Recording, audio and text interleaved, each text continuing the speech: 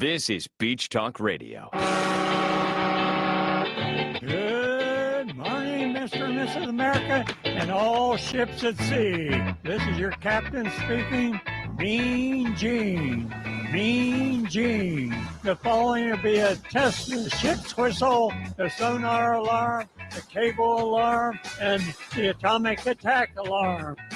Ladies and gentlemen, broadcasting live 100 feet from the Gulf of America.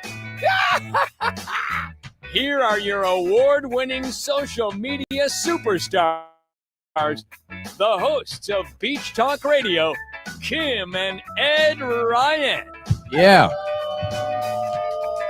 Thank you all very much for coming to Wahoo Willie's today for Sunday Brunch with the Mayor. And I apologize to everyone in the back there if you had no idea what was going on.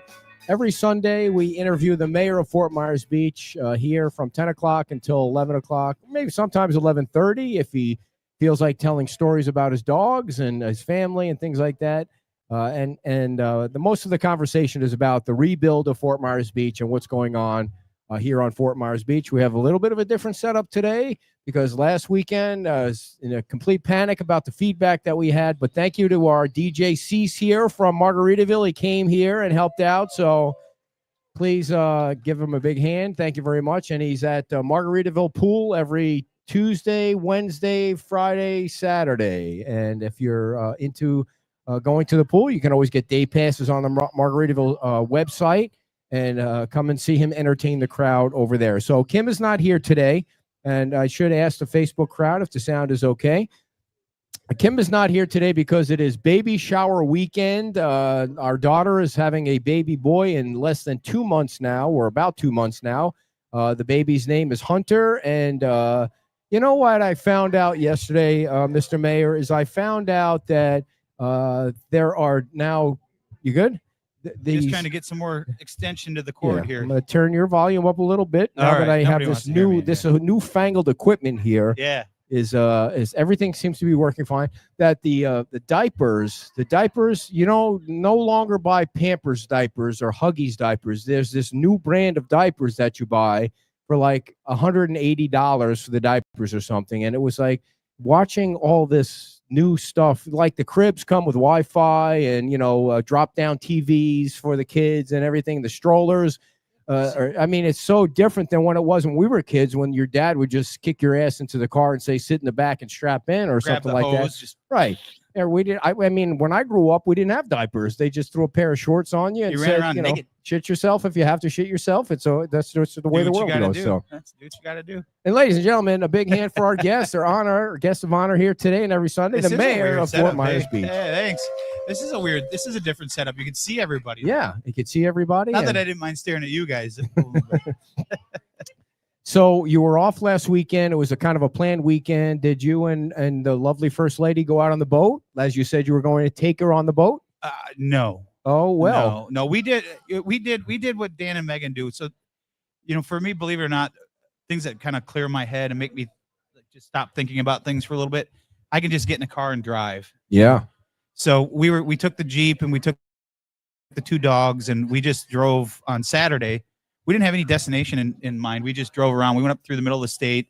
And if you haven't had a chance to go up to like Lake Wells, that area, all through there, it's very lakey, if you will. So it reminded us a lot of the up north, you know, a lot of lakes that you can drive around. And so we literally drove around all the lakes up there and drove through some of the small little towns. And it was kind of fun. Stopped and any place that would allow us to have the dogs, we would stop and take the dogs and, you know, get some lunch or have a break. And it was a lot of fun. It was an interesting part of the country. It's really, for Florida, it's actually really high. Yeah.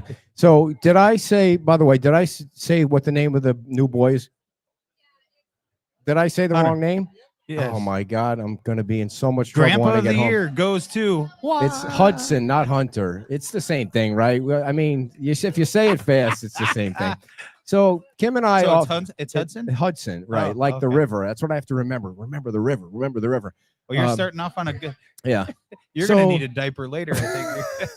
So Kim and I like to drive the state like you do, but unfortunately she likes to drive in two separate cars. So it's nice that you guys are able to drive together. You keep butchering your only grandchild's name. I can understand why. It's probably safer for you Yeah, that way. we too. had kids over the house. Like, I'm going to turn 60 years old now. The story on that later. But then you see these little babies around the house, and you see the kids jumping in the pool, and it's you have to have more babies, people. The more babies, the better. It just makes you feel less than 6. Like, how many far along is grandkids? she? She's got 2 months to go. 2 months. How many grandkids do you guys have? 8 grandkids. Wow, that is amazing. And yeah. And how young are they? You got really young ones too? Yeah. So Ed, I've heard from a lot of grandparents who said the best part about being a grandparent is to send them home at night. Yes. I'm gonna spoil the living daylights out of Hunter. So Dan, you get back to business tomorrow. The first town council meeting in a month is tomorrow. Yeah. And I understand you're raising taxes by 26%, according to Wink News. Well, yeah, depending on which news agency. I had a response. I had an email today I had to respond to that they were up one side and down the other of me about raising how could we raise the taxes, and you have to politely remind them that we haven't raised anything. We haven't even had a discussion about it yet. So so just to rewind a little bit, the the town will set a millage rate tomorrow. And the staff is recommending an increase of 26%. The town council hasn't even had a conversation about it, so nothing has been raised. And the reason, and Will gave his reasoning why he thinks the town should ask for more money, and that's because of the bridge loan, a $12 million bridge loan. And I think it's important to note that it's the discussion tomorrow will be to set the tentative millage rate, which is required by state law. You have to do it every single year, and basically what that means is you say, this is what the maximum where we want to raise it, but you can always go down. You can't go back up. So if you look at last year, we did the same thing. Mm-hmm. We looked at it and we thought, based on what you can't go back down. So it's important to have the discussion, understand what staff is thinking. You can go back down. You can't go up. You can go back down. Sorry, you can't go back up. So if at a meeting you set the tentative millage rate at exactly where it's at, and something were to happen over the next 2 months, yes, God forbid, you're kind of stuck. So it's unfortunate that it falls kind of right in that peak of hurricane season for us, but it is what it is at this point, and we'll have the discussion. Joe's back. Joe's now been able to wrap his head around it. He's got a presentation for us that he'll bring to the table to show us on either tomorrow or Thursday. So we're looking forward to having Joe come back, because Joe's always been so good about being able to explain his reasoning, why it's there, and answer any questions. And you say it like most people. You have to just for more detail. Joe Onzik is the new and old finance director is back, and he is a genius. That guy. It's great to have him back. He is. He's got a plethora of background. He's probably overqualified for the job, quite honestly, but he is. We're glad to have him back. He had a brief stay away, went somewhere else, and then came back. So we're excited to have him back. Yep. Go ahead. We've got a great support staff around him now that will help him. Before Joe was really shouldering a lot of the weight, and for no other reason than it's hard to find qualified people to do stuff like that. So we were able to get Joe some qualified staff in, or I shouldn't say we, but the town was able to get qualified staff in to help Joe. So hopefully Joe can focus on what Joe is really good at and making sure all the I's are dotted and the T's are crossed.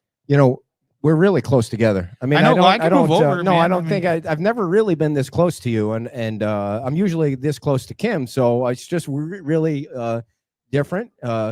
Change is hard, but I mean, you're a handsome man, I guess. Big guys make good huggers. By the way, I don't know if you guys knew there was a rugby tournament yesterday. Did you guys see? Yeah, did you see that? Oh, you guys here? We got a couple of them here. Wait. Are you guys the guys that wore the thongs? The coconut bra. Well, there you go. You see, my thought with rugby. Now I got to give you guys. So what you're saying is you were a target. With the rugby thing is, I got to give you guys a lot of credit. Like, my knees hurt watching them tackle one another. Like, but I was impressed. It's kind of like a friendly tournament too. You're all friendly with each other. It really was cool to see. Was there any? I didn't see any fights break out or anything. But in such a contact sport, you would think. Oh, there was too. Huh? Yeah. So what I'm thinking is, if a dude in a thong comes running at me in a football, I'm not tackling him. I'm sorry. I just don't want to accidentally get hit with a sausage or anything like that. It's just, I don't know. What is the plan? Like, why are they wearing thongs? There was at least 2 or 3 teams with thongs. I think you answered your own question, Ed. Yeah. Or it's less to grab at, or I guess it depends, right? Why not wear a thong? Yeah. Well, some of the guys really shouldn't be wearing thongs. I mean, And I don't mean that for Kim would Maybe tell me to next year they shut could up wear right here. diapers. Yeah. Do you have a thong? Not that I'm aware Megan, of. does he have a thong? She's saying yes. Why is she saying it? no, yeah, Tiger skin thong. Wow, that's crazy. Go big or go home. Right? So what were we talking about? I Totally don't know, lost thongs, track of evidently. things. I don't know. Yeah. Weird. So Hunter will never have a thong, by the way, just so you Hudson, all know you that. mean? Hudson, sorry. God, I better get that right. Ooh. Yeah. So Safe to say you're not going to the shower. Oh, after the I show. know. No, I am totally not going to the show. I'm going to Cape Coral after the show. Oh. So no, the question I wanted to ask you is, so last weekend, the mayor, Vice Mayor Jim Adderholt said he's not there yet. He's not there yet. He's a conservative, and he's you guys are the lowest. Other than I think the library, you guys are the lowest millage rate on the tax bill, and there's nothing wrong with that. I think that's with like bragging rights to be a low tax rate. Where are you on it? Well, our goal is never to raise taxes, right? If we don't have to, but unfortunately, that's not a reality all the time. And we've been fortunate, since the storm, we haven't raised the taxes because of a lot of help we've received at federal and state level. But we knew that help was going to come to an end at some point. So I'm looking forward to the discussion. I'm not, again, my goal, I'm just like Jim. My goal is not to raise taxes if we don't have to. If there is a way, my guess is there's going to be a challenge to the staff to find a way to not have to do that. Yeah. And I know you see a lot of the comments and stuff people talk about. If you look year over year, we've lessened the amount of employees that we have, not increased them. So we're trying to work within what we can work within. But at some point, after devastation like that, there's probably going to be a time where we're going to have a serious conversation. Maybe that's this year. We don't have all the details yet. We've just got the preliminary report to be able to set the tentative millage rate and then come back in September and have the hard talks. Mm-hmm. And tomorrow we'll be able to give our feedback to staff and say, what about this? What about that? And see where it goes from there. Now, the main reason it sounded like from Will was that there's this $12 million bridge loan right. that the state has given the town to kind of operate, because you needed some operating money when the storm came through. Right. But there has been discussion about that being forgiven. Have you heard anything more about that? And will it be? Because over time, it seems like those things are forgiven. Well, we're proceeding with a thought process of it's not going to be. We certainly want to have those discussions. Yes, there's been talks about it, but nothing is for sure. Mm-hmm. They did extend it, I think, till 2033. The repayment of the loan, it was originally having to be paid back much sooner. They did extend it to 10 years, so which is benefit for us. But we're certainly going to talk about it. We're working with Sanibel and their leadership to, we're trying to be a unified message when we go up there when it revolves around the bridge loans. But money's tight, as you saw in this year's budget. So we're not sure what's going to happen. We're still saving money to pay back the loan. Joe put a great program in place to make sure that was happening. Is there a certain amount you have to pay back every year? Honestly, I don't know that. I'm Okay. sure there is. I'm sure, and obviously to make sure it's paid back in time, you have to be able to pay back so much. So I know Joe has budgeted what the repayment plan would be if we have to meet that 2033 deadline. And I'm sure I'll ask that question to Joe again tomorrow. They haven't reiterated for the people in the public because he's going to know all the ins and outs of exactly what you can do, what you can't do, when it's due back. We're certainly wanting to ask to have it forgiven, but that's no guarantee. So you got to proceed as though it's not going to be forgiven. But it was a critical amount of money that we needed at a very important time. Yeah. Had we not gotten that $11.9 million, it might have been, and other municipalities within Lee County, not just us. It was something that, hence the term bridge loan, it was something to offset those ad valorem taxes that we lost immediately after the storm. Now we're starting to see them come back. And just so everybody knows, Lee County is not, their plan is to remain the same. By the way, the town will be getting more money because property values did go up last year. So your taxes are going up, whether the tax rate on the beach is the same or not. You will be paying more in taxes. The fire district plans on keeping their tax rate the same. The library plans on keeping their tax rate the same. And Lee County plans on keeping their tax rate the same. Everybody will get more money because the property values went up. Yeah, I'm really looking forward to getting an explanation as to what the recommended millage rate increase is really for. My initial understanding is that it's for planning for the future, obviously planning for reserves and not having next year having that bridge loan to draw down upon. So I'm looking forward to see what Joe and Will have to tell us, and I'm sure they'll have some good questions that come out, and we'll see where it goes tomorrow. Thomas says, I'm wondering if all town council members are taxpayers on Fort Myers Beach. Yes. I mean, we have to live on the island. What he's trying to get at is, Yes, Megan and I have rented. We rent. We've been in the same exact house for 11 years. Right. You think if taxes go up that doesn't affect your rent? Yeah, and by the way, the rule on Fort Myers Beach is not that you need to be a property owner to run for office. You just need to live on the island for a year. That's what the rule is. Yeah, I mean, I haven't been shy about it. There's a reason we chose not to buy, but we're still here. We're still paying rent. We're still, we're still contributing to the community every day like we do. So to me, whether you're a renter, that's a stupid argument. It's like saying because you rent an apartment, you can't vote in an election. That's dumb.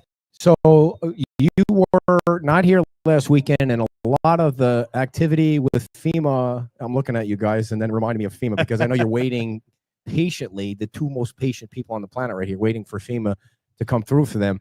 But you really didn't have a chance to speak on the show about what you thought about that whole situation with the FEMA visit and how it all went down and how Will was trying to, kind of like jump through tires to try and keep the community happy and keep FEMA happy, which is totally impossible to do. But what's your thought on how that all went down? Well, it was frustrating. Obviously, when I saw the letter and saw the 252 properties, of course I was frustrated because part of it contradicted what they told us in February, and specifically around trailers and commercial food trucks and things like that. It was completely contradictory to what they told us in February 28th. So it was a little frustrating to know that we've kind of taken a step backwards. And this has always been something, obviously we're very thankful for FEMA. They did do a lot. They continue to do a lot for our community and everybody else that's been affected. I mean, just look at the cleanup they help us provide. But they, for an organization that really hones in on policies and procedures, to not understand that they really have some deficiencies in their policies and procedures, to me is ironic and very frustrating. And to give you an example, which I'm sure you guys are concerned with, there's the program to elevate or rebuild your home. We're 3 years after the storm. This is not a town-run program. It's not a state-run program. It's a federally run program.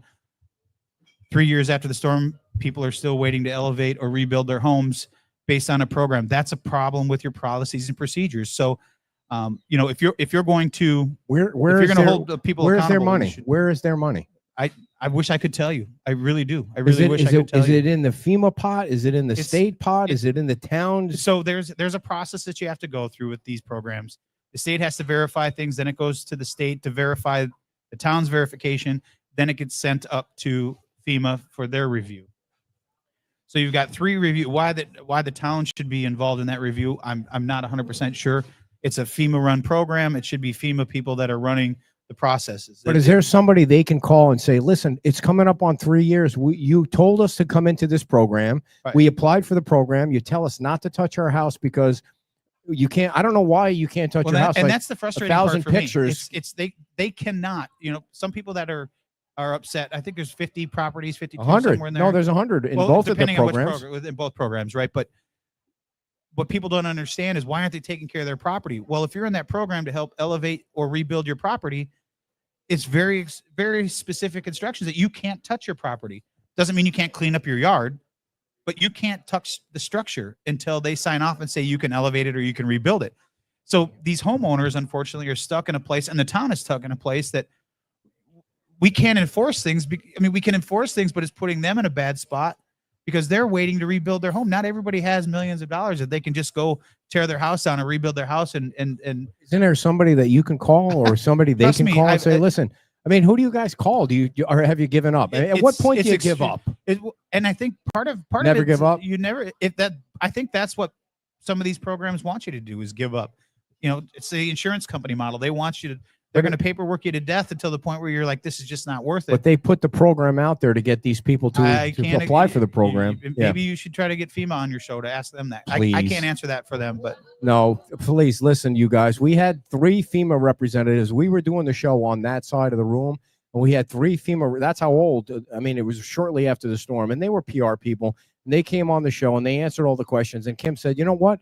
They're really good people. They answer all the questions. I said, you watch those 3 people. You're never going to see their faces again. You're never going to be able to get in touch with them again. And that's exactly what happened. We were never able to get in touch with them again. They were bullshitted people from the beginning. And I wouldn't say that they did that. So here's how I see it, and it's been a problem I've had since day one. When right after the storm, I can't tell you, I sat and to clear this up, because I know there's a few people out there that between what Jim said last week and what I have said clearly since day one, I've been involved in FEMA meetings until about 6 months or so before, a couple months before Andy left, when they were giving us our information when it came to the NFIP. Until then, they said, we don't want elected officials involved in these meetings anymore. So I have not been involved since then. But up until that point, before you go on, the reason he's saying that is because there's a page out there that is telling lies about what part of the process Dan was in. And you may or may not know who I'm talking about, but I'm not going to say it. So if you are familiar with the page, it's not true. The page but I just want to make not that very factual. clear, yeah. Well, just but it hasn't stopped me from being involved. Well, but sometimes it hasn't stopped me in being involved on the federal level in talking with the officials up there. And the biggest issue I've had with FEMA is that just when you're getting somewhere, even right after the storm, just when you're getting somewhere, and to Kim's point, every single official I've met with, they've been excellent people. They've been great, but they interpret their policies and procedures one way, and then they rotate them out, and then another group comes in, and you start all over again, and they have a different interpretation. And I know I've been saying that, and people like to say, well, he's making excuses. I'm not making any excuses. If you just look at the latest one, the latest letter we just got is completely contradictory against what we got on February 28th. And guess what? There's new people in making decisions and on the interpretation of their policies and procedures. Chauncey Goss said it the best when there was a FEMA meeting that everybody went to, and FEMA representatives came to town, and he spoke in front of them. He said, FEMA, you have a lot of boots on the ground, but you don't have any brains on the ground. And that's true to this day. He said you've got a lot of soldiers, but you have no generals. You've got nobody here making decisions. Yeah. And after storms, that's what you need. You need someone that can make the decision based on their interpretation of their policies and procedures, and then they run with it. I mean, we could go on and on about the trailer thing and all these other things that, we're coming. Oh, sorry, we can't do that. And then it backs away. I mean, thank God for the governor and Kevin Guthrie that when they stepped up after the storm, I honestly believe if it wasn't for the governor and Director Guthrie, our old town hall building would still be standing there. They're throwing fish out. If you guys hear something in the background, the kids are throwing mullets out here. So I thought maybe Kim snuck up, was smacking you in the back of the head. No, that's coming later. That's for sure. So part of what I think they should send 7 FEMA representatives down here in a thong and let them run out in the rugby tournament for about 5 minutes and see how that lasts, right? So, to finish up on your original question about the letter that we received and all the properties and that, staff is continuing, as they said last week, staff is continuing to meet with them every single day, sharing our information with them, trying to ensure that whatever they need, because I think what we've shown is, and what we've been asking all along, is if you give us, we know that they're not going to approve or disapprove specific language when it comes to ordinances and policies and procedures, but at least give us the direction that we know we're going in the right direction. When they did that, very quickly, we were able to get a letter saying we were off the NFIP probation, right? And that's what we're asking for here when it comes to the CRS ratings. Just give us clear direction. And this letter, to me, it was contradictory, non-clear direction to be able to make sure we have the path to that. I know some of the FEMA stuff is boring to a lot of people, but it's so important. But it's important. It's so important. So on August the 8th, what's going to happen? Well, on August the 8th, we have to respond to their letter. It's different than the September 23rd. They want us to come into compliance. And basically what they're looking for, quite honestly, is procedures. And I'll give you an example. What I think people forget is before the storm, the town didn't have a policy or a procedure in place when it came to RVs or food trucks or things like that. It wasn't there. FEMA's main goal and only goal is to make sure that there's no repetitive losses. And their goal has always been, as long as it's not a repetitive loss, as long as it's been in place before the storm hits, then we want to ensure that you're following the policies and procedures. We didn't have the temporary use RVs and trailers for people to live in or work out of commercially in place before the storm. We enacted that after the storm. We can argue whether that was a good decision or a bad decision. We felt at the time it was the only decision. And as I've said before, I still stand behind that. Yeah, we wanted to ensure people could get back to their houses and start cleaning up. And FEMA's making you pay for it. And maybe they are, maybe they aren't, but it worked, right? It got people back in front of their homes to start cleaning it out. and then the state came in and they brought in the program to be able to allow people to push their, take their homes down, which wasn't offered through anything. So the state really helped us propel us to where we're at today. I mean, they really gave us a springboard to help jump to where we're at. Like I said, I think if it wasn't for the state stepping in and helping us with the old town hall, that probably would still be sitting there because, again, of the policies and procedures that FEMA has in their own policies and procedures of the review, inspect. Review. I'm just trying to keep move it along. Yeah, no, not move it along, but you get in the weeds a lot, and I know it's important to. But so on August 8th, if you don't, if FEMA feels like you don't come into compliance or didn't come into compliance, are you putting the residents that want to get back into the 25% discount at risk, or is that are you totally 100% sure you're going to get the discount back? The way you're wording it is not the correct way to word it. So you got to separate the two things. I think where there's a lot of confusion is the NFIP, the National Flood Insurance Program, and the Community Rating System, which is two separate things. All right. You can't even be in the CRS to apply for a discount unless you're in good standing with the National Flood Insurance Program. We were put on probation. We now have been told as of November we'll be coming off of probation. Despite what happens on August 8th, no matter what, 100% coming off probation. We've achieved what they wanted us to achieve. Okay. We will be coming off, which is that is a massive hurdle because it's not just discount aside. Now we can start talking about discount. That keeps us in the National Flood Insurance Program, which allows us the benefits that everybody else gets when it comes to if there is, God forbid, another hurricane and you have the debris trucks coming, all these other things that FEMA does outside of the discount. Yes. That's what makes that very much, that's important. So we were able to achieve that goal. Now, the August 8th deadline, if for some reason we don't meet all the criteria to show them what policies and procedures we have in place going forward, should we ever have another event like this happen, how we're going to react to it and what we're going to enact to ensure that people are following the rules, even though we all know people don't follow the rules, no matter what rules you have in place. But we want to be able to show them by August 8th that we have those. If we do, then we're eligible for, I believe it's the April 1st, coming back into the CRS. Doesn't say that you're going to get your 25% back. It could be more, could be less. Could be nothing. It could be a lot. We don't know. But it allows you to be eligible. If we miss that deadline for whatever reason, they don't have the information that they feel comfortable with, then we have another bite at the apple. There's 2 times a year that you can get back into the CRS program. So the April 8th or the August 8th deadline, that's what that relates to. To get back into the program to be able to get the discount. Charles is saying the town has a set of rules and FEMA has a set of rules. And Albert's trying to figure out what he's talking about. I don't know what he's talking about. Well, what is he talking about? I think the misunderstanding comes between the state and federal, right? So we enacted the rule for people to have temporary use permits for their trailers. We'll just talk about the trailers because that's the main issue, right? When it comes to the inconsistency, in my opinion. So we enacted the rule that people could have 6-month temporary use permits, not to exceed 18 months. The state then took it up and they brought it back in Senate Bill 250 to extend it to 36 months. Again, this is not a policy or procedure we had in place at the time of the storm, which we'll be discussing on Thursday to get something hopefully in place so that if we ever have this again, it gets taken care of. But so that's different. FEMA says flat out you cannot have trailers, we'll just use the word trailers, in a high hazard flood zone. And what was so frustrating to me when I saw that letter is no matter what way they came on the island for that CAV visit, the community assessment visit, no matter what way they came on the island, whether it was the north end or the south end, at the base of each of those bridges, they passed no less than 50 what they call non-compliant structures. RVs, trailers, Connex boxes. Lover's Key. Both Lover's Key and at the base of the bridge are both outside the town's jurisdictions. Houseboats, things like that. So literally before you drove over either bridge to get to the jurisdiction of Fort Myers Beach, you physically saw 50 non-compliant structures on either side of the bridge.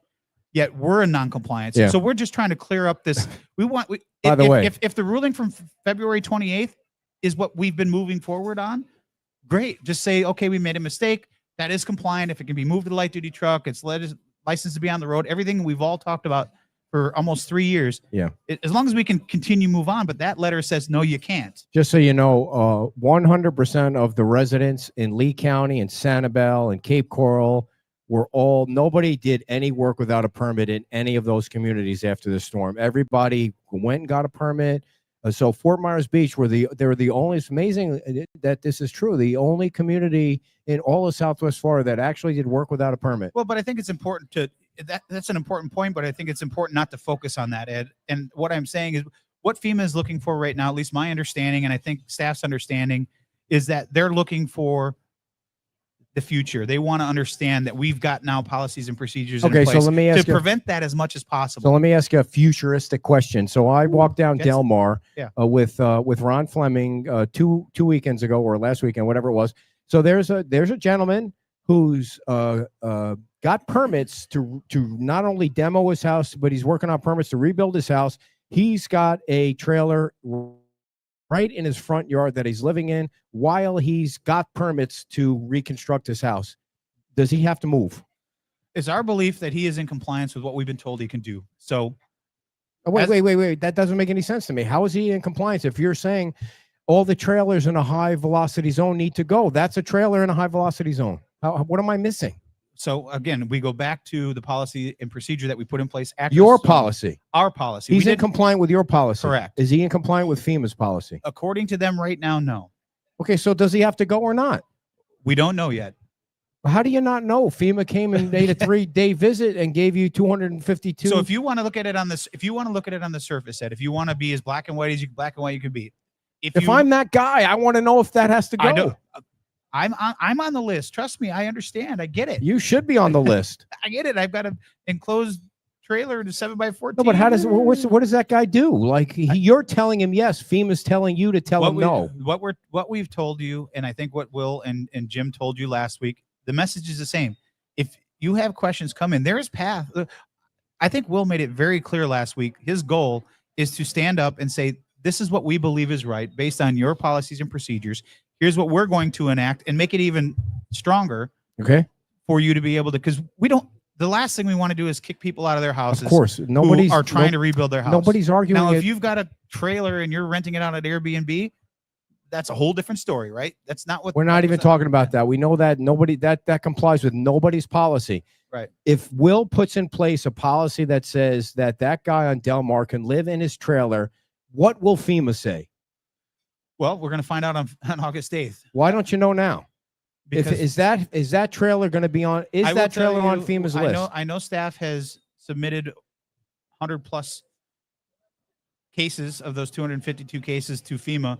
Here's why we believe they're in compliance. Here's what we feel that they've done based on your recommendations and our policies, and why we feel they're in compliance. If FEMA comes back and says we agree, then they don't have to worry about it.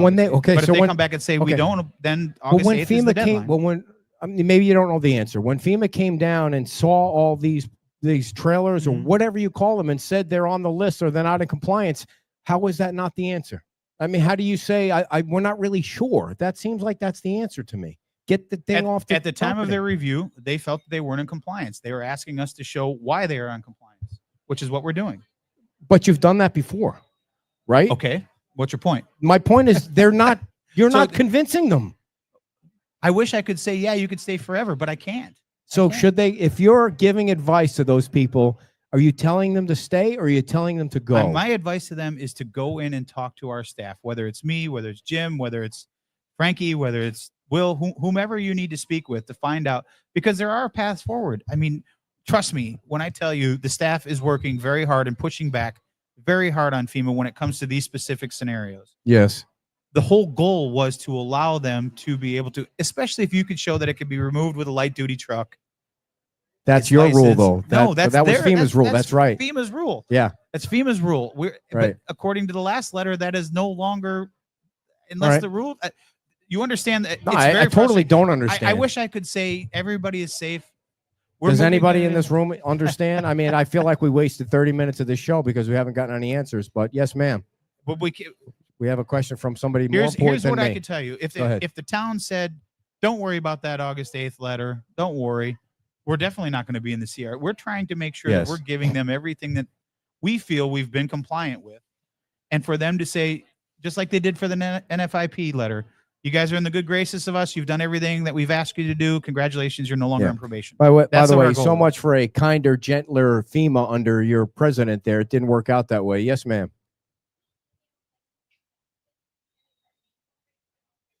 Yeah, the town.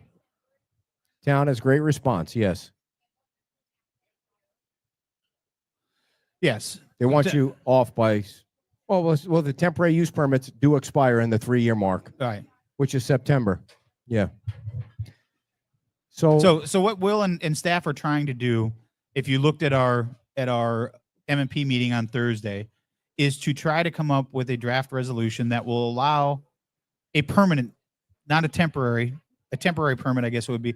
It would allow us to put something in our rules, policies, and procedures that allow us, in the case of a hurricane, that we can do things like we've done over the last 3 years to allow people to rebuild their homes, deal with insurance, deal with FEMA, deal with all that, where we didn't have that before. So we're trying to come up with a draft resolution that will allow us to be able to have that on the books, should, God forbid, we ever have to go through something that we dealt with Hurricane Ian again. So we can say clearly this was in place before. It wasn't something that we enacted after the storm. And if we can get to that, here it is. If anyone wants to read it, that will alleviate some of the issues with the September 23rd. But I will tell you, our Am I staff too is loud? working very, very hard to ensure that if you are truly trying to make progress, or you're one of the good actors, you're in permitting, or you're waiting for your house to start construction, okay, things like that. so We want to make sure that you're staying here. 'cause here's the thing. It works. I don't think that people are arguing with this. They won't argue with this. I don't think they have any disappointment in what the town tried to do. Some people do, but they always will. But I don't think they understand, even if you put this in place, FEMA supersedes the town, and we don't know where the line is. You guys are creating something here on Thursday, or plan to, but you're also doing it without knowledge as to whether FEMA will be okay with this, right? Well, again, I think we're talking back to, I can tell you, Will and staff are working very hard in their daily meetings to try to, FEMA's never going to say, yep, that's great, go ahead and use that. They're never going to do that. They just won't. They will tell you, nope, you absolutely cannot do that.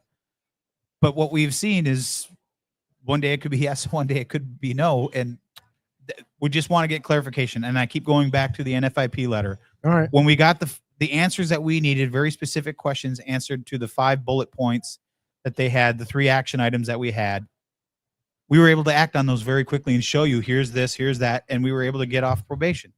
That's what we're asking for with the CRS. That's all we're asking for. If you don't like the way our policy is now, we will change it. Will this suffice? They will never say, that's great wording, go ahead, we support that, but they will say, they'll never come out publicly and say it. Jamie, I need you to come up, and because I'm going to use this as a perfect time. You're gonna go call on Henry, or is it Hudson? I'm going to do a little bit of opinion here, All dealing with the federal government as much as I do. I feel that our legislature, at least the federal level, does not pass laws that say if you do A, B, and C, you're following the law. It's all ambiguous. And it's up to policies to correct it. Well, this inspector comes out and that's good. Next week, another one comes out, that's no good. And so unfortunately, he's at the mercy of the inspector or whoever does the inspection. And I understand that FEMA wants to mitigate losses, and I agree that they should, but there's no common sense in some of these inspectors. Their interpretation of that is nothing. And I mean, well, and to go a little bit further, so when FEMA comes to town, they fully understand people are going to do work without permits. They understand not everybody's going to follow the rules, no matter what the rules are. They're not going to follow them. What they're looking for is, as a municipality, how are you going to enforce people not doing what they say they're going to do or what they're supposed to do? And we've been able to show we've caught multiple. I don't even know the number of people that right after the storm felt the rules didn't apply to them, and they went in and they rebuilt their house. Well, guess what? They're getting caught. And guess what? Now they're having to go back and spend a lot more money to fix, according to code, what they just tried to rush through without getting it inspected. And unfortunately, we've seen issues with third-party inspectors who aren't always all on the up and up, we'll just say, which is a whole nother issue for me that I think is controlled. For those of you that don't know, third-party inspectors, although I'm a fan of them, I think that they're 99% of them are very, very good, and there is a place for them for homeowners should they want to spend their own money to hire a private inspector to do that. But when you do that, especially during a state of emergency, if the town doesn't have the ability to put eyes on it, and when you're after, under normal circumstances, pre-storm, if you hire, the town can send a building official out there, right, and take a look at things, but you have to grant them access. You have to do all these other things. If they can't get in to see something, we're being held accountable for something that we never even were able to put eyes on.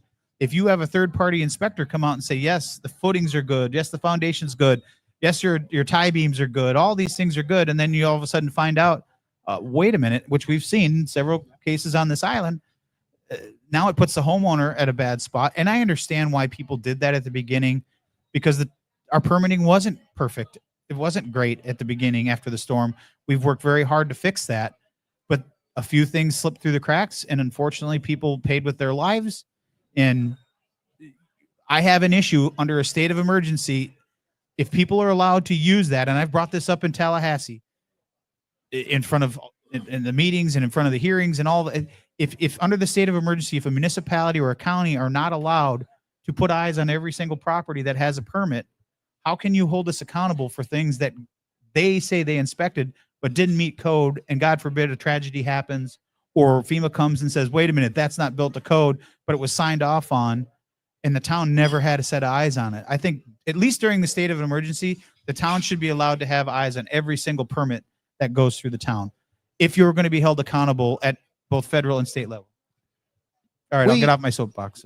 We were fortunate enough to get an early permit in, with the first permit on the beach, and our house is finished this week. And I feel blessed. And looks good too. We used the town through the whole process, and unfairly, they're blaming you for all this stuff. And anybody that's building a home, I don't care if you have a contractor or not, you can copy the hyperlink to your permit and look at it every single day. Just click it, look. That's the key. Fine. I've been trying Most to say that of the time, there's something on there. Maybe a fee didn't get paid, or an inspection failed, and they're waiting for something. Maybe just a piece of paper to be sent in. And a simple, your insurance expired for your COI. Yeah. Your contractor's COI insurance expired. They didn't even, it was just a simple mistake, and it got failed because of that. But unless you're paying attention as a homeowner, you wouldn't know. So easy to do that. And especially right after the storm, when contractors were so busy and there was so much work going on, good ones, bad ones. Heads out. They just worked under the, whatever the contractor told them, they told them. And in a lot of cases, in looking at the permits myself, it wasn't resubmitted because you failed electrical, or you failed plumbing, and here's why you failed, and here's what you needed to correct it. And a lot of people were upset at the contractors because they didn't let them know. And that's why I've been trying to say since the storm, even if you're hiring a contractor, insist that your contact information is on anything that comes from the town email wise, because you will get the same emails that they get. So when you get an email saying, here's your rejection letter, here's why, you get a chance to see it as a homeowner, not just a contractor. Well, thank you. And I just want to say one more thing before I leave. I talked to Megan about this earlier. I wasn't sure who was running the town. I really wasn't, because I see a lot of input from her. and I don't know about your status, but I want to make sure you're running the town is all. Thank you. Well, let me put it this way. If I could tell you how many times I had to make her delete that post, you'd be shocked. Honey, you can't say that. Oh, yes, no, you can't. You can't say that. Yes, she's lovely on the surface, but you don't want to make her angry. Thank you. Jamie, look at you getting a round of applause.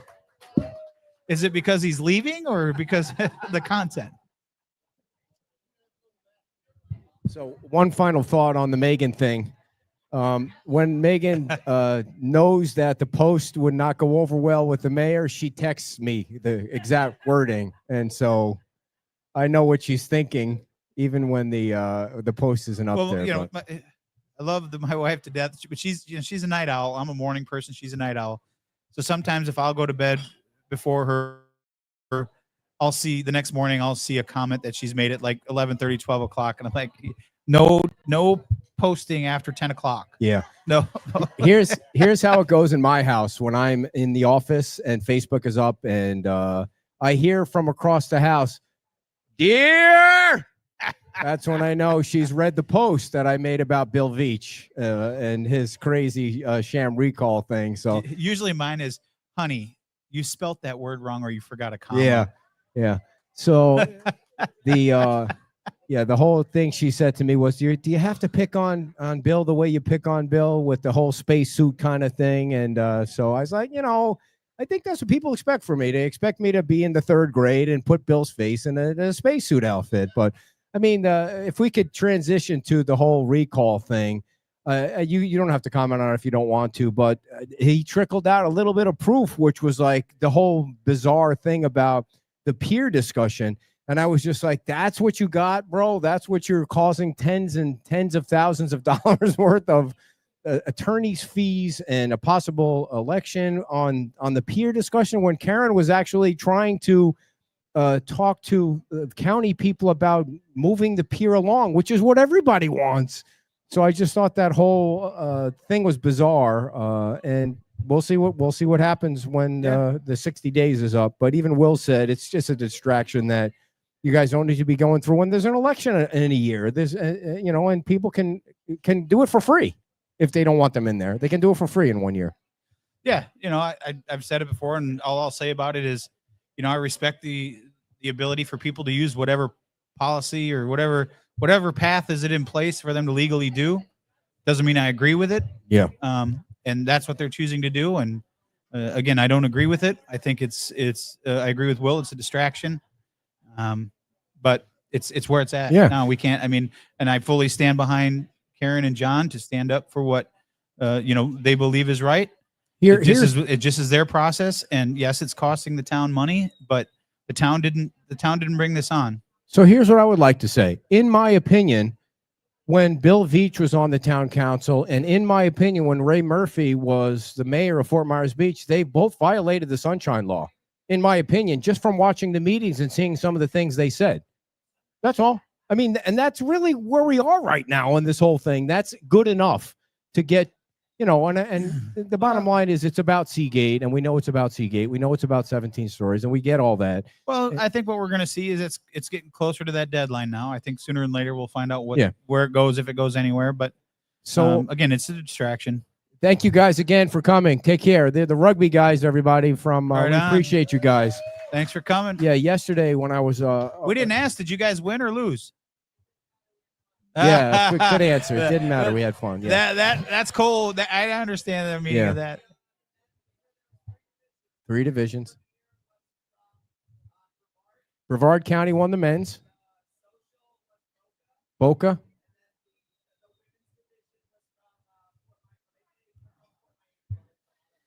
And the women's. Okay. All right, cool. Well, we'll see you guys next year. I love the hairdo, man. That must make you faster. Yeah. Is that a mullet, by the way? No, there are hundreds and hundreds of people in Crescent Family Beach Park, and they were so nice. And going from tent to tent, they're from all over Florida, and they come out and they stay at the hotels, and they had a pub crawl last night, and they're spending money. So it really is a great event. I had a lady yesterday, and all my activity going around the island yesterday. She comes up to me and she's watching what's going on in Crescent Park, and she's like, "Do you know what that is?" Yeah, it's rugby. She goes, "Aren't they supposed to be wearing pads?" I know, she had no right? idea what it was. She's like, "That looks like it hurts." If that kid doesn't win something, that is perfect. That's a perfect mullet. How old is he? He's got a mullet and sideburns. That's Joe Dirt. Perfect. That's Junior right Joe there. Dirt. So and look, he just walked through like a boss. That's too. right. That's right. High fiving everybody. Through and it got everyone's attention. Yeah. So the Mullet Fest concludes today. I think there's some activity. You should get a free orange juice or something. Orange juice, yeah, because kids drink orange juice now. Dan. So Kim sends me to the store yesterday because I think they wanted to mix orange juice with champagne or something. Can you get an orange juice and an iced tea? And I've never bought orange juice and iced tea at Publix before. So I've gone up and down the aisle. What's in an Arnold Palmer? It's iced tea and I go up and down the aisle 10 times. Lemonade. And I'm like, there's no iced tea. And the last thing I want to do is go home without the iced tea because she sent me to the store for 2 things. And if I fail at that, I'm a major failure in my life. So I actually had to ask the guy where the iced tea was. And she told me it was in that cooler. And I'm telling you, there was no iced tea in that cooler. And so I asked the guy that was counting the grapes or whatever the hell he was doing in the fruit section, the fruity guy. He was counting something. And he goes, no, the iced tea's in aisle 6. And I felt like texting her, you told me the iced tea was in the freezer, but it was in aisle 6. You enjoy breathing, so you didn't send that text. Yeah, so I brought the iced tea and the breeding. Breathing. I wish we could breathe. I thought you said breeding. Yes, I thought you meant breeding. So are we done with? We're done with FEMA.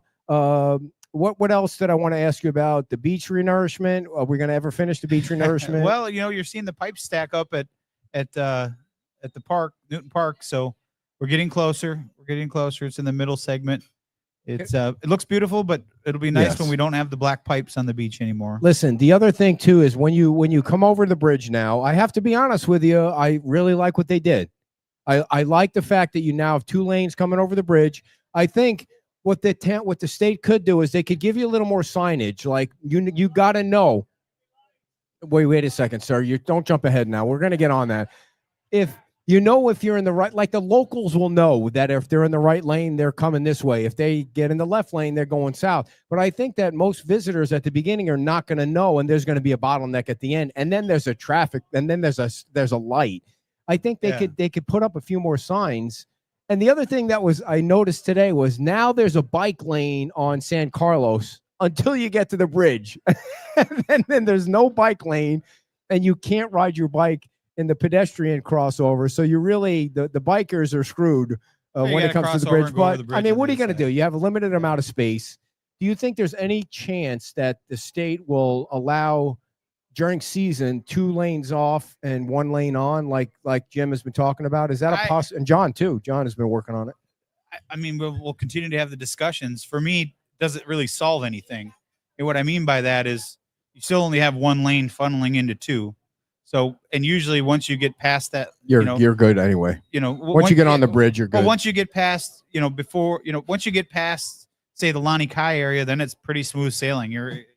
So will it increase? I mean, I'm all for giving it a try. Whether or not they're willing to let us talk them into trying that, I'm not confident. But we've got a gentleman in John King who's pretty high up in the MPO now. Yeah. I'm hoping he can. Yeah, MPO. He says it like what it is. It's the Metropolitan Planning Organization, and they have a lot to do with traffic all over the county. Yeah, so hopefully we can. I mean, it doesn't hurt to try it and see how it works, but we still have yet to see how all these coordinated lights are going to work together. Because the lights at the base of the bridge of the roundabout, the lights on the other side at Main Street, the lights at Buttonwood, and then the light when it is fixed here at the end of Old San Carlos are all supposed to work in unison, whatever that means, to help alleviate traffic. I mean, I'm not going to lie. My brain sees a lot of deficiencies and issues that we're going to have probably, but I'm going to be optimistic and give it a chance and hope I'm wrong. I think Sir, that's part of the plan. You're out of line with that yellow ugly shirt that you're wearing over there, by the way. No, thank you for wearing that. No, before we get to the lights, I have to be honest with you. The diverging diamond over in Colonial, which it felt like it took as long as it took Estero Boulevard to finish. When it's finished, it is smooth sailing over there now. I mean, you really are moving traffic along.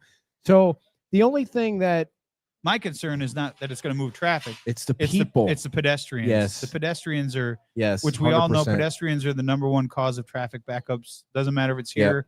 And you see it now.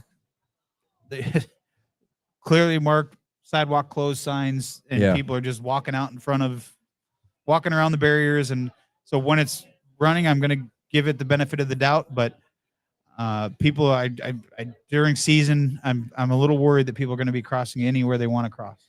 So let's talk about lights. I mean, Lynn Hall Park is just a disaster waiting to happen. I don't know. I know you have no control over the lights. I don't even know why I'm asking you, because there's nothing you can do. Kim and I have berated the state about the lights on the bridge, and it's just like crazy. You think they're going to be lights by season? Oh yeah, I hope so. I mean, they're planning. I saw them yesterday, the day before. They were all out there wiring up all the lights that are at the base of the bridge. So it all ties together from the other side to this side with the lights on the bridge. So what's that? Plug them in. Well, they were wiring them all up. If you noticed at the base of the bridge here, and I believe on the other side of the bridge, I didn't look this morning, but all the light heads are installed now. So it was either yesterday or the day before. Yeah, I saw all the guys out down in the junction boxes down at the bases were making all the connections. So we're hoping to see them. Yeah, go ahead. Put a date on it. I dare you. Put a date on it. I'm not putting a date on it. I'm just telling you that I saw some progress. Yeah.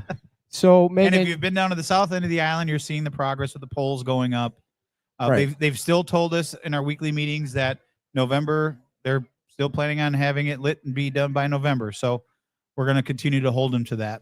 Do you guys like this setup this way, or should we go back? Is it better this way? Really? Easier Wow. to heckle us. I know. I keep I seeing see. the middle finger, and it's only coming. It's from my harder for wife. me to get out to go to the bathroom, though. I want you to know that it's always all about me. You need a longer cord though, because Yeah. I feel like this is just. And I'm a covering little your- worried that everybody could see my skinny legs this way too. And Megan's got a look on her face like when you get home, you're in big trouble. Like, did you I say know. something wrong or something? Probably. Can I bring something up that's really been bugging me, Dan, Oh boy. with the town? About 6 weeks ago, I noticed that this sign right out here was missing the parking sign.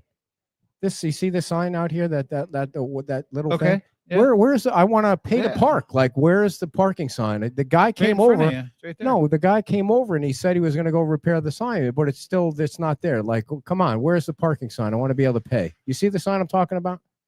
You're parked in a Right different. here. That's a. Yeah, Right. that's a motorcycle parking spot. Well, when I drive my motorcycle down here, I want to be able to pay if my moped. all right, let's see what happens first. The sign go up, or you getting a motorcycle?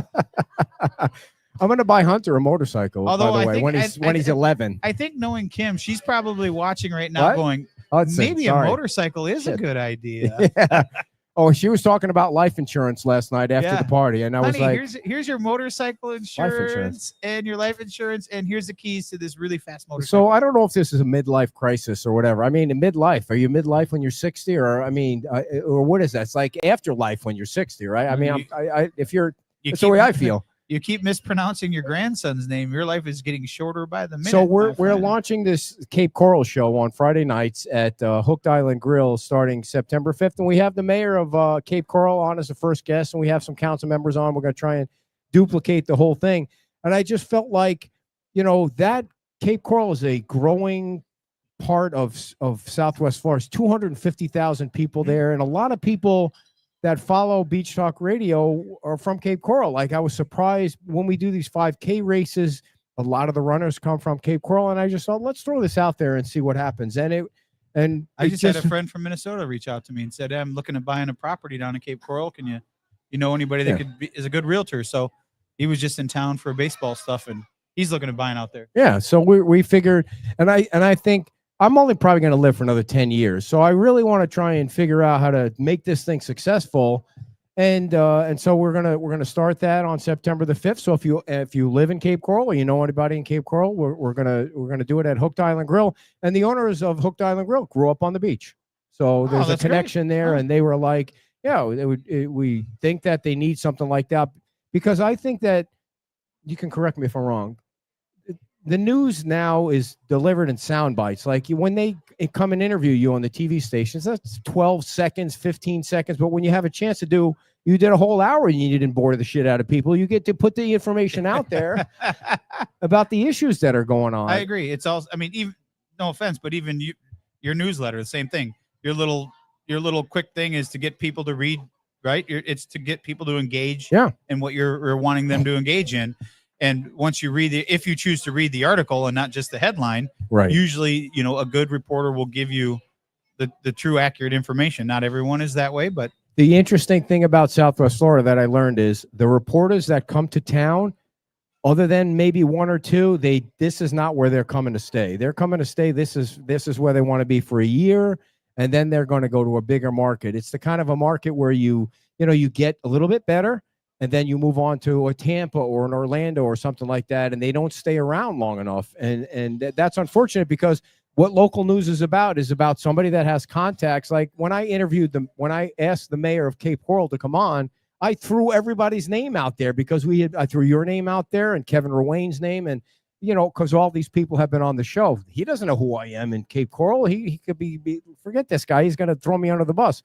And so I wanted all those people to know that it's going to be a fair interview. They're not going to be softball questions, but I will give them the topics in advance, just like I do with you, because you want people to be prepared. I don't want to blindside you with FEMA questions. If you don't know in advance that I'm going to ask you about a topic, it's not because I'm trying to give you the answers to the questions or anything like that. You know what I'm saying? No, it's these people want the information about what's going on in their community. Yeah, and to be fair, you will, and even the reporters that come down from other stations, they'll say, hey, we want to do an interview. Here's what it's about. So it at least gives you time. If you don't have all the information, if they're going to ask specific questions, you don't like to sit up there and say, I don't know.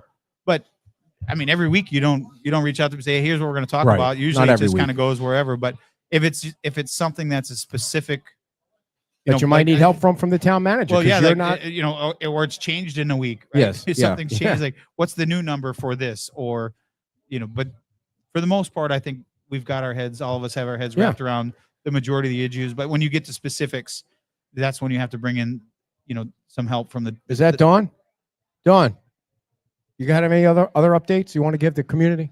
Bay Oaks. It sounds like Bay Oaks. The gym's going to be Oh open yeah, pretty it looks soon. I know nice. we've been Looks following sweet. Yeah, it's looking good. So if you like going in there to work out, it sounds like it's going to be open pretty soon. If you've noticed, all the trailers that we were running town business out of are gone.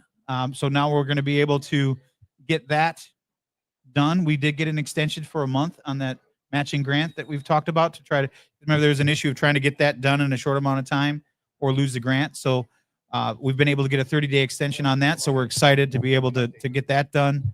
We're still working on the town hall. It's not done on the lower level yet. In the elevator's not in. Come on. So our meeting tomorrow and our meeting on Thursday will be at Diamond Head. So if you're planning on coming, go to the ballroom like we did. Right, we're back to where we started, but we are getting closer. We're just not there yet. So bear with us. We'll get there. I remember when Andy was here, he said it's going to be March. I think it's going to be March. Wait, it might be April. I know. Well, Andy was so frustrated, and Nobody's because it's fault. a commercial building, Yeah. you have fire suppression things, stuff you've got to deal with. And I will be completely honest. I'm walking by the other day to go meet a school board member. Who was it? Which one was it? It doesn't matter. Was it Bigby? Mr. Bigby? It was a school board member Did at the Mr. new Bigby, town hall. Did Mr. Bigby know where the beach and was? I'm looking at these outside I'm looking at the windows that would be on the north side or the bay side, depending on where you want it. On the bay side underneath this canopy, and these guys are installing fire suppression system on the outside of the window In the beach school? So we've got these new no on the town hall. So on the back side of the town hall that faces the back bay, there you just drive through. It's the most insane thing I've ever seen. I don't know the codes, so it must be required. But I'm looking at these. Like, imagine these windows that you see right here, solid glass windows, and then right in the middle of it is a pole with a sprinkler head, right in the center of it. Yeah. I'm thinking, why are we spraying water on the outside of the window? But these are the things that are holding us up. So I'm like, if this is what we've got to do, but I've never seen it. I've been driving around trying to find all these commercial properties that have windows with awnings over, and I'm thinking, why don't they have pipes that come down in the middle of the window? Yeah, anything else? You're boring people now with the sprinklers. Anything else? Do you have? Oh, maybe that's what it is. You need a squeegee now. Does anybody in the audience have any questions for the mayor? Anybody? Any other updates? No, I think we covered it. All right. Thank you. Big hand for the mayor of Fort Myers Beach, everybody. All right. And we're going to get one final update about Mullet Fest weekend from Dawn. Let's get Mike up here. Mike is here. Mike, wait. What's going on with your hair, bro? You guys get in there. How do you guys think the weekend is going and went so far? It has been amazing. We had a great night last night at Diamond Head. Mike got a mullet. If you did not hear, Mike got a mullet. Wow. You took one for the team, brother. Very nice job there. So what is the rest of the day? What's the festivities for the rest of the day? I see the kids are out here throwing mullets around, which is nice. Yeah, the kids are out there, and we actually have a kid with a real mullet here. I saw he walked by, high-fiving everybody. That. Yeah. So, they're tossing mullets, not at Snug, Nervous Nellies or SOB because they don't open early enough for the kids. And then we will head over to Moss Marina. Mhm. And at Moss Marina, we will have all the kids contests, and then we'll have all the raffles drawn. So, Sweet. Yeah. A smashing success for a idea that germinated from a meeting about 3 months ago at Diamond Head. Just a bunch of business people getting together trying to come up with ideas. Right. Yeah. Show off the mullet. He's doing great. Yeah. Here. You feel totally embarrassed, don't you? Yeah. This is the guy that really is dedicated to the beach right here. So Well, I will tell you, it's really hard to look at him and take him serious right now. Yes. He got up. I was like, oh, I forgot. Well, congratulations. Great job. Can we get a Thank big you. hand for Dawn and Mike? And the Thank whale, you. Yeah. the whale will be opening later this year. More on that to follow. If you haven't had a chance to take a look at the whale, it's coming along very nice. The windows look great, and we can't wait for that place to open. So Anything you want to add, Mike? You seem like all right. Thank you very much. All right, Tom, come on down, everybody. One of our sponsors for today is Tom Coleman from Eagle Eye Aluminum. And I know you stuck around. You were bored to tears, but you stuck around anyway so that you could tell everybody Never bored. about Eagle Eye Aluminum, everybody. Thank you. You're leaning way too close to me right now. Are you What was wearing, that? Are you wearing a thong? Please tell me no. Never. So, for the record, August is my birthday month. Not this about me, but for my birthday month, I'm giving 10 to 15% off of all seamless gutters, soffit, and facial work. So if you hear this throughout the month of August, I will be gone the last 2 weeks of August, but my son will have the phone, and he's out running estimates. I said, when I get back, make sure we got work lined up. And his son Hunter is only 3, so when he answers the phone and he's Hudson. Sorry, Yes. we might need to change that You're name. in trouble. I don't know where did Hunter come from? Hunter Hurst Hemsley. You know who that is? Yes. Does anybody know who that is? Triple H. So, anyways, yeah. Hulk for the whole, Hogan died, by the way. Did you see Hulk Hogan died? It was Yeah. so We lost depressing. The several people, Hulkster. several people back to back. It was a sad week. Yeah. But- That's why I decided to expand the business. I'm going to be 60. If I live to 70, like are you 60 before me? I'm going to be 60 on October the 10th. Oh, yeah, you're way before me. I got Yeah. 2 more years. 2 more years. My dad died at 49 and my mom at 51. So I'm living on borrowed time right now. So. Yeah. Anyway, enough about me. So it's kind of ironic you were talking about the sprinkler heads to bring the sprinklers back up. Yeah. The canopy we just built on the back of Junkanoo, which is all aluminum beam construction, aluminum. They had to put fire sprinkler heads up under that as well on the outside of the main building. It's the new codes are really weird, but we got to abide by them. All right. So, anyways, Eagle Eye Aluminum, specializing in seamless gutters, soffit, facial, and it's 239-340-1639, 10% off this month. Very nice. Big hand Thank for you. Tom Coleman, one of our sponsors from Eagle Eye Aluminum. All right, everybody. Thank you all for coming to Wahoo Willie's today. And I feel so naked, even though I don't own a thong. I feel very naked sitting out here like this. But we appreciate you coming on. And thanks to the mayor of Fort Myers Beach and Dawn and you guys for supporting us. And we will be back covering the news tomorrow. The town council meeting is at 9:00, and we'll be carrying that live on our Facebook and YouTube page. And we will see you next weekend when the wife is back for our Saturday and Sunday show, where it'll be even more entertaining when she's here. And you guys have a great Sunday. Thank you, and bye-bye.